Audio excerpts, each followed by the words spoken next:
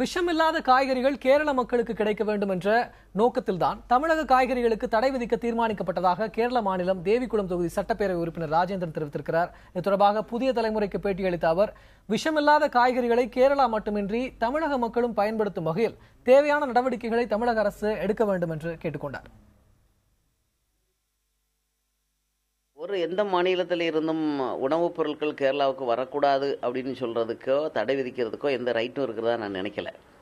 மட்டுமில்லை, விஷமில்லாத பொருள்கள், பூச்சிக்கொல்லி மருந்து உள்பட அதிகமான விஷங்கள் இருக்கக்கூடிய மருந்து உபயோகிக்க உணவுப் பொருட்கள் உள்ளே வரக்கூடாதுன்ற ஒரு எண்ணத்தில் மட்டும்தான். ஏன்னா எண்டோசல்ஃபான் எங்களுக்கு ஒரு பெரிய அனுபவம் காசர்கோட்டில்.